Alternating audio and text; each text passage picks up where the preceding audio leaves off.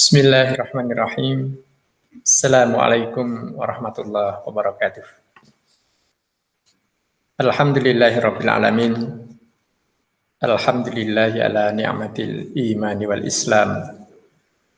Allahumma shalli wa sallim wa barik ala sayyidil mursalin Muhammad wa ala alihi wa ashabihi wa barik wa sallim ajmain. Amma ba'd. Ikhwan sekalian rahimakumullah. Alhamdulillah kita bisa lanjutkan kajian kita pada sore hari ini dengan kita buka hadis dari Rasulullah Sallallahu Alaihi Wasallam tentang antara lain bagaimana Rasulullah Sallallahu Alaihi Wasallam menjanjikan dengan puasa Ramadan ini. Ada apa dengan puasa Ramadan kali ini yang dihubungkan dengan amaliyah Bani Adam atau manusia. Diriwayatkan oleh Imam Muslim, Rasulullah Shallallahu Alaihi Wasallam pernah bersabda, "Kullu amali Bani Adam yudha'af." Setiap semua amal perbuatan anak Adam itu dilipat gandakan. Jadi ini sudah jaminan dari Allah Subhanahu wa taala bahwa amal perbuatan kebaikan itu selalu akan digandakan oleh Allah taala. Berapa jumlahnya? Penggandaannya sampai berapa? Rasulullah kemudian melanjutkan, al-hasanatu asyru amsalihha ila tis'ila sab'i mi'ati dhi'fin. Jadi rentangnya adalah antara 10 kali lipat sampai dengan 700 kali lipat. Jadi misal kita di bulan Ramadan ini kita berinfak dengan 10.000 rupiah, maka pahalanya atau balasannya atau bayarannya atau kebaikan yang nanti akan datang kepada kita adalah setidaknya adalah 10 kali 10 sama dengan 100. Tapi kalau kemudian dilipat gandakan kali 700, maka tentu akan lebih banyak lagi. Ini kaitannya dengan puasa. Maka kemudian Rasulullah Shallallahu Alaihi Wasallam melanjutkan sabdanya, qala Allahu azza wa jal, bahwa Allah Subhanahu wa taala pernah berfirman. Maka tentu hadis ini adalah hadis qudsi yang maknanya adalah dari Allah, sementara redaksinya adalah dari Rasulullah Shallallahu Alaihi Wasallam. Ilas saum. Kata Allah, ilas saum. Jadi seluruh amal perbuatan manusia itu, selagi itu baik, maka akan dilipat gandakan. Berapa? Sudah ada tabelnya. Tabelnya adalah antara 10 sampai dengan 700. Tergantung kepada kualitas kebaikan itu tadi. Kata Allah, ilas saum. Kecuali puasa. Kalau puasa ini tidak ada tabelnya. Fa'innahu li. Karena puasa itu untuk aku. Maka yang menggaji, yang membayar adalah aku langsung. Wa ana ajzi bihi. Dan akulah yang akan langsung membayar dia dengan puasanya itu. Kalau orang sholat berjamaah di masjid, kelihatan tampak. Ada video beredar viral, ada anak kecil, bocah, balita, kemudian dia mendengar sholat azan, lalu ibunya memakaikan sarung, kemudian baju yang bagus, kopiah yang bagus, sementara ibunya ini adalah pemulung. Kemudian dilihatlah oleh seseorang di sini. Lalu hatinya iba, terharu melihat ada seorang ibu-ibu pemulung, tetapi menganjurkan, mengajarkan anaknya laki-laki, balita, untuk sholat di masjid dengan pakaian sempurna. Jadi dia sholat, anak ini sholat, sholatnya ini kelihatan. Kemudian memunculkan apa? Memunculkan rasa cinta orang lain. Rasa cinta ini kemudian diwujudkan dalam bentuk pertolongan kepada si anak ini, kepada keluarganya ini. Jadi sholat itu bisa untuk diri si manusianya sendiri. Begitu juga orang pergi ke tanah suci, kelihatan, tampak, nyata. Siapa dia? Ibu-ibu namanya Mak Sam misalnya. Jualannya apa? Jualannya jagung godok. Jualnya di pom bensin. Orang kelihatan pulang haji. Orang kemudian simpati. Orang kemudian empati. Melihat kebaikan, kehebatan seorang tukang jagung bisa sampai dengan tanah suci. Dari kebaikan itu, kemudian muncul apa? Muncul rasa simpati. Rasa simpati itu pada gilirannya memunculkan apa? Memunculkan bayaran dalam tanda kutip kepada maksa. Jadi kalau sholat, haji, itu bisa memanggil simpati orang. Yang simpati orang itu kemudian bisa mewujud, bisa mentransformasi jadi kebaikan-kebaikan yang lain. Maka Allah katakan di sini, kullu amali bani Adam yudha'af. Setiap amal anak Adam itu akan dilipat gandakan. Kemudian pada redaksi hadis lain ada disebutkan kullu amali bani Adam lahu, untuknya. Yang lebih kelihatan lagi adalah misalnya sedekah. Orang memberikan sedekah, membayarkan sedekah kolosal dalam jumlah besar. Orang kemudian tahu.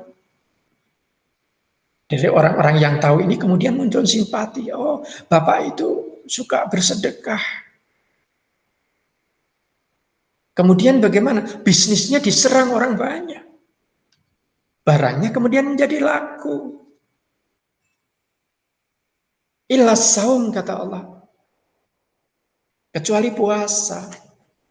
Kalau puasa itu untukku. Puasa itu untuk aku. Puasa itu milik aku. Dan hanya aku yang akan menggaji. Sebab apa? Sebab orang tidak tahu orang itu puasa atau tidak puasa. Kebaikan orang puasa itu tidak terlihat oleh manusia. Yang bisa melihat siapa? Yang melihat adalah hatinya sendiri dan Allah Subhanahu wa taala. Maka kemudian di dalam hadis ini Rasulullah meneruskan, yada'u syahwatahu wa ta'amahu min ajli. Kemudian si hamba ini meninggalkan syahwatnya, meninggalkan makannya, itu karena aku. Oleh karena itu, Allah Ta'ala yang akan langsung memberikan ganjaran itu di luar tabel. Jadi kalau amal-amal biasa, itu ada tabelnya. Jadi pengertiannya bagaimana? Bisa lebih banyak puasa itu, bisa lebih sedikit. Tergantung kepada apa? Tergantung kepada kualitas puasa kita. Puasa ini ada puasa jasmani. Maaf, hanya bisa meninggalkan omongannya. Dia hanya bisa meninggalkan makan dan minumnya saja. Tapi ada yang kedua. Yang kedua adalah puasa jiwani atau nafsi. Puasa inilah yang disebut-sebut sebagai memperhawaning nafsu. Yang bisa mencegah diri, mengusahakan supaya jiwanya ini kuat. tidak marah, tidak gampang marah, tidak mudah tersinggung, bicaranya terkontrol, matanya terkontrol untuk tidak melihat kecuali hal-hal yang disyariatkan. Adapun yang terakhir adalah orang yang betul-betul jernih dirinya, jernih jiwanya, jernih spiritualnya. Maka orang-orang yang seperti inilah yang nanti akan berhak untuk mendapatkan apa yang disebut dengan Lailatul Qadar. Jadi orang yang jernih jiwanya, jernih rohaninya, inilah orang yang akan berkesempatan, berpeluang untuk mendapatkan Lailatul Qadar di 10 hari yang terakhir di malam-malam ganjil. Mudah-mudahan jamaah sekalian, kawan-kawan, mudah-mudahan kita termasuk di dalam golongan orang-orang yang akan mendapatkan itu. Kemudian yang terakhir dari hadis ini, Rasulullah Shallallahu Alaihi Wasallam memberikan jaminan lis-shaimi farhatani, untuk orang yang berpuasa ini dia akan mendapatkan 2. Yang pertama adalah farhatun inda fitri, kegembiraan. Ada 2 kegembiraan. Kegembiraan pertama adalah pada saat orang yang berpuasa itu berbuka. Kegembiraannya seperti apa? Nikmatnya air, nikmatnya korma. Subhanallah ketika orang puasa itu. Di siang hari itu seperti akan makan apa saja akan dimakan, minuman apa saja akan diminum. Tapi begitu diminum seteguk, lalu membaca doa, zahabat zama'u, wabtalatil uruqu, wasabatal ajru insyaallah. Selesai. Dan itulah dunia. Dunia itu seperti itu. Bagi orang yang visinya sudah ke akhirat. Hidupnya ingin ke akhirat. Bagaimana supaya akhirat saya lebih baik? Inilah yang disebut di awal-awal surat Al-Baqarah. Wabil akhiratihum yuqinun. Dan orang-orang yang yakin benar pada hari akhirat. Oleh karena itu, siang puasa ini juga ada hubungannya dengan pertemuan dengan Allah. Wa farhatun inda liqa'i rabbih. Kegembiraan yang berikutnya, kegembiraan nantinya adalah kegembiraan ketika dikumpulkan oleh Allah, bertemu dengan Allah, bisa melihat Allah Subhanahu wa ta'ala.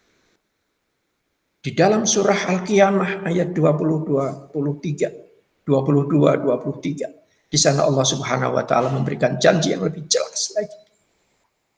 Wujuhun yauma idzin nadhirah ila rabbiha nadhirah. Wujuhun yauma idzin nadhirah. Wajah-wajah pada hari itu akan berseri-seri. Wajah itu nanti akan berseri-seri. Orang-orang yang berpuasa, orang-orang muttaqin, orang-orang mukmin, ini nanti akan berseri-seri. Ila rabbiha nadhirah, kepada Tuhannya nanti akan melihat.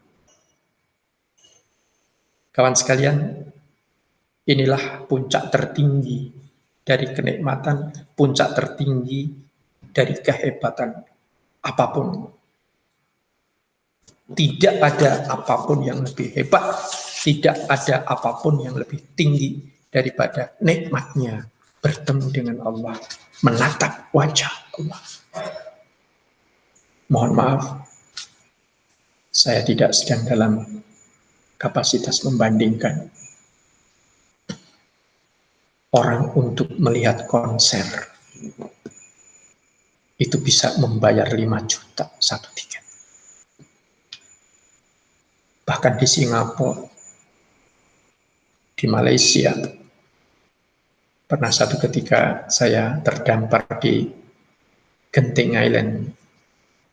Bagaimana orang habis-habisan di situ, membayar apapun yang dia bisa bayar. Akan tetapi Allah Subhanahu wa taala memberikan janji bahwa di kelak kemudian hari Allah akan membuka tabirnya dan mempersilahkan kepada hamba-hambanya yang terkasih untuk bisa melihat dirinya yang maha indah. Tidak ada yang lebih baik, lebih indah dari ini. Maka hewan sekalian rahimakumullah, saya ada catatan kata-kata. Saya punya keyakinan bahwa kebaikan, kebajikan untuk orang lain, kalau kita lakukan kebajikan untuk orang lain, berpuasa bukan hanya berpuasa untuk sendiri, akan tetapi bagaimana kita berkarya, berbuat, memberikan takjil misalnya kepada orang lain, berbuat untuk orang lain, memberikan manfaat kepada orang lain. Maka kebajikan itu, saya punya keyakinan, seperti merpati betina. Jadi kalau merpati betina ini kita lepaskan terbang, satu saat dia pasti akan datang, cepat atau lambat dia akan datang lagi ke rumah. Dan pada saat itu dia sudah akan berbondong membawa kawanan para pejantan yang lain. Itulah kebaikan, itulah kebajikan, itulah infak. Mudah-mudahan dengan Ramadan ini Allah betul-betul akan menghadiahkan kepada kita pertemuan dengannya.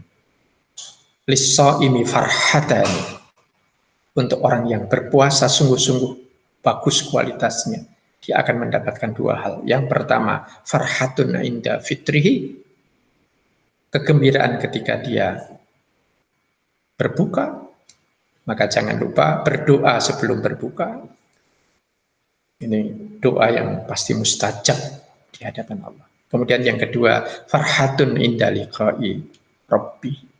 Jadi orang yang berpuasa akan mendapatkan apa? Akan mendapatkan kegembiraan, yaitu bertemu dengan Allah Subhanahu wa ta'ala. Mudah-mudahan kita termasuk di dalam hamba-hamba Allah yang akan mendapatkan takdir terbaiknya, yaitu apa yang sudah dijanjikan oleh Rasulullah dalam hadis ini tadi. Demikian, mudah-mudahan ada manfaatnya. Subhanakallahumma Rabbana wa bihamdika asyhadu an la ilaha illa anta astaghfiruka wa atubu ilaik. Walhamdulillahi rabbil alamin. Assalamualaikum warahmatullahi wabarakatuh.